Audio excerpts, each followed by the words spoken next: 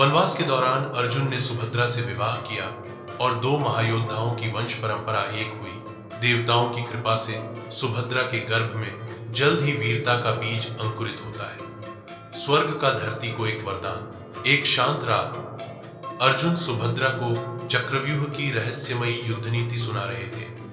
शब्दों में गूंज रहा था युद्ध का ज्ञान और गर्भ में सुन रहा था भविष्य का वीर। जैसे जैसे कहानी आगे बढ़ी, सुभद्रा की आंखें फड़फड़ाई और वो थकान से हारकर नींद की गोद में समा गई। अर्जुन ने नींद में डूबती सुभद्रा को नर्म सहारा दिया, प्रेम भरी नजर से उसे देखा, फिर चक्रव्यूह की कथा अधूरी छोड़ दी।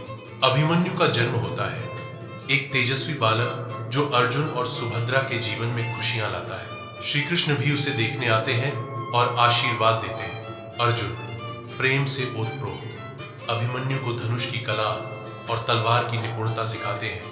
ये वीरता की प्रथम सीढ़ियां हैं। अभिमन्यु युद्ध कौशल की अग्नि में तपता है।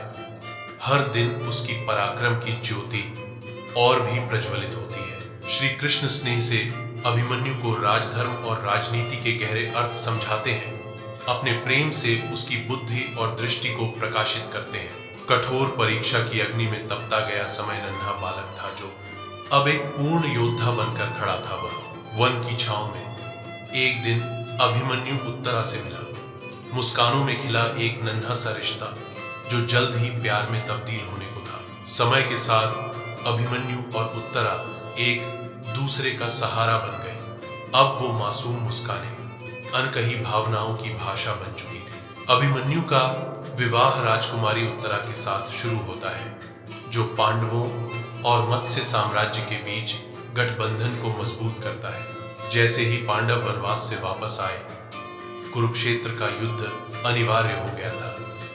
यह तो घोषणा नहीं हुई थी, लेकिन सब जानते थे कि बस समय की बात है। अभिमन्यु पिता अर्जुन के संग वीरता की मुद्रा में खड़ा धर्म की रक्षा का प्रण अपनी आत्मा में संजो लेता है।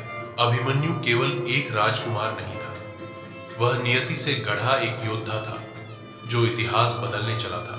आने वाला काल भयानक है, शत्रुओं की छल कपट से भरा हुआ है, फिर भी अभिमन्यु अडिग है, एक ही संकल्प लिए धर्म की रक्षा।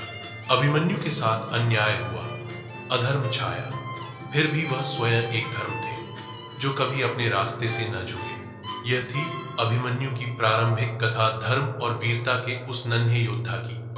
आगे की कहानी जानने के लिए जुड़े रहिए, अगली कड़ी जल्द ही आने वाली है।